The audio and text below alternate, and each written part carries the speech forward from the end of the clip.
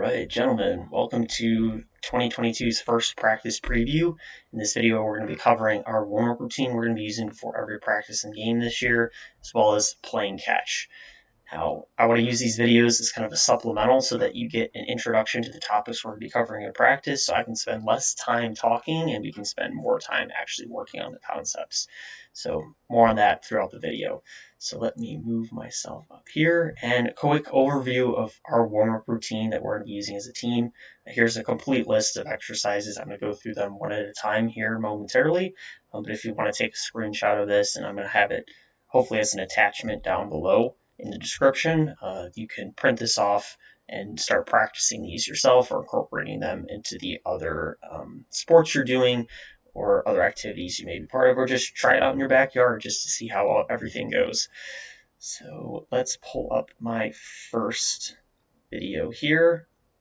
So as you can see, we're going to start off with a quick jog to center field and back.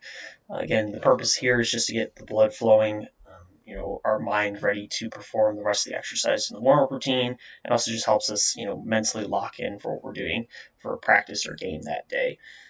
So just a quick jog around and we're ready to move on. Then our first exercise after that is going to be a walking lunge. So as you can see right here, we're just being nice and controlled through the movement. And then we have our knees ending up at a 90-degree angle here. So you've got 90 degrees in front, 90 degrees in back, and that's what we're looking for from our lunge. We don't want to drive this knee too far forward because then it's just going to mess up what we're trying to do, putting power through the ground. Again, just work on 90-degree angles, sinking those hips as low as we can without having this front knee touching the ground. So let me move all those out of the way here, and then let's move on to a rear view of that same exercise. So as you can see here, again, the hips are staying relatively stable as we're moving across the movement. So there's the walking lunge. And then now we've got a side lunge here. As you can see, set up in a nice athletic stance, sinking down into the side we're lunging to, and then rocking to the other side and sinking down, and then we're going to flip it over, do the same thing on the other side. Now the talking points I really want to cover here in this next clip here, because it's going to give us really good insight into how we should be sitting down in our lunge. So as you can see here, boom, that is perfect. So let's bring my cursor up here. As you can see, this back leg here is nice and straight. Okay, and then we have close to a 90 degree. It's not going to be a 90 degree completely because of the nature of the side lunge and your weight distribution. As you can see here, we have a relative 90 degree angle in our rear leg, and we're driving our hips back, right? We're not, well, a common thing that I see is that we're too afraid to push our butt towards the back of the movement, and we're trying to stay way too upright. As you can see, my chest is forward, but it's not rounded, right? I've got a nice flat back here. Okay, it's not rounded like this. It's nice and flat. And hips are driving back. We've got the 90 degree heads up, and then we're going to go through that movement here. Good. Switch sides and then flip it over. So again, that's the key point with the side lunge, is driving those hips back. And after our side lunge, we're going to move on to our knee pulls. And again, with the knee pulls, a couple of quick points here. Really, it comes down to, again, we're trying to pull our top knee towards our chest. Back remains flat, but we're extending, pushing our toes into the ground and raising ourselves up, almost performing a calf raise during this movement. And again, why do we want to do that? It's really working on what's called triple extension. So when we run or jump, we're extending our ankle into flexion, our knee into flexion, and then our hip into flexion. So that's another aspect of the movement we want to work on. It's not just about pulling our knee up to our chest. We really want to work on, hey, when our knee goes to our chest, what's the rest of our body usually doing when that occurs? So that's part of the knee pull. And then working the opposite side of the body would be the quad stretch. So the knee pull stretches the hamstrings, so everything in the posterior chain, your glutes and hamstrings. Posterior just means the back of your body. Anterior means the front of your body. Just strength in medical terms that I've picked up over the college years. So just want to clarify those. The quad stretch works everything in the front of the leg here. So hip flexors and quads mainly. Again, you're seeing triple extension here through the leg that's on the ground, nice and balanced, flat back. You can reach your opposite arm into the air. That's just a habit I picked up throughout the years, but you don't have to do that. So let's put it back in motion real quick. Great. Yep. So there's the quad stretch. Then we have, after the quad stretch, we're going to have our inchworm. And I'm really excited about the inchworm. I found about this exercise really late in my career, and I really think I would have benefited from it at this age. So we're going to implement it here in our warm up. So we're going to start in a standing position and then reach down like we're touching our toes. And then we want to walk our hands out to a push up position, just like this. And then walk our feet back towards our hands, and then repeat it all over again. So what this really works is not only a hamstring stretch by reaching down toward our toes, but then shoulder stability as we're walking out, making sure we control our body weight forward. That's going to be a really good shoulder activation movement, as well as getting more blood flow to the shoulder area, which we'll take advantage of once we stand up and do our shoulder routine after the warm-up. Then move on here to our high knees. So again, now we're getting to the stage where we're putting things in motion. We did our knee pulls, did our quad stretch, did our inchworm. Now we're going to put those in motion. So basically, high knees, all it is essentially, is we're putting the knee pull into a dynamic movement. So again, just driving our knees up, trying to push off the ground as many times as we can. We're not trying to go forward as fast as we can. It's all about punching the ground as many times as possible. So let's get it from the rear here. Again, hips are nice and stable. Then we're working as many times as we can, our feet up and down. And then butt kicks is the equivalent of our quad stretch. So again, pretty simple there. Just having our feet bring them up to our butt as quickly as we can, as many times as we can. And then after that, we're working our shuffle. So then lateral motion, we've worked motion forward at this point. Now we're going to work it side to side. So getting in a good athletic stance, nice and low as you see here. And then we want to replace our feet as we're shuffling. So a little bit better of a view from behind here.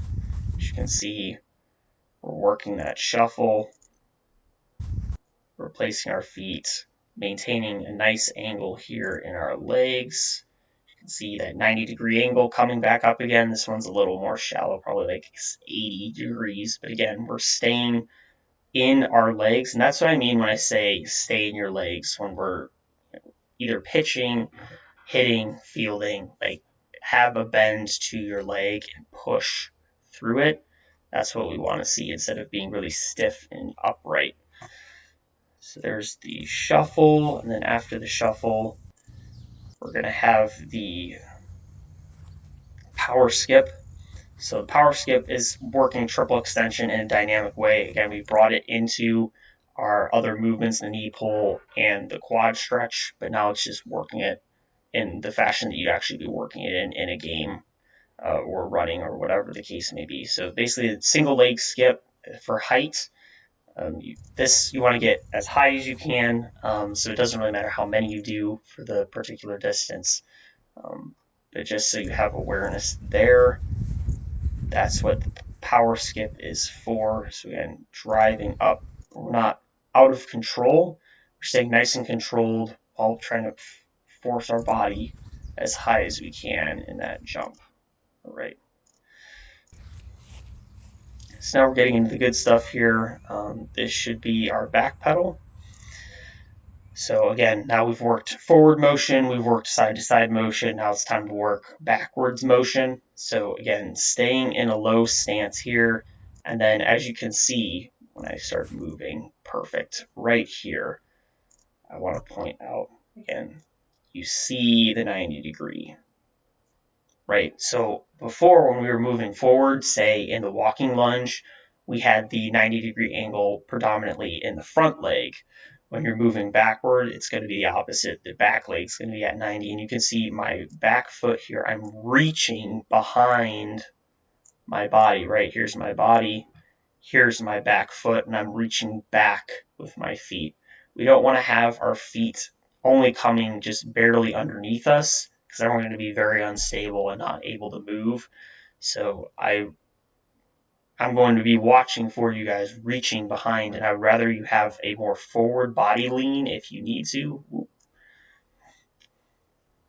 A more forward body lean like this way, instead of being as upright as I am. Instead, and get your feet towards behind your body than staying underneath your body, and being more upright. So a lot to unpack there, but that's what we're thinking.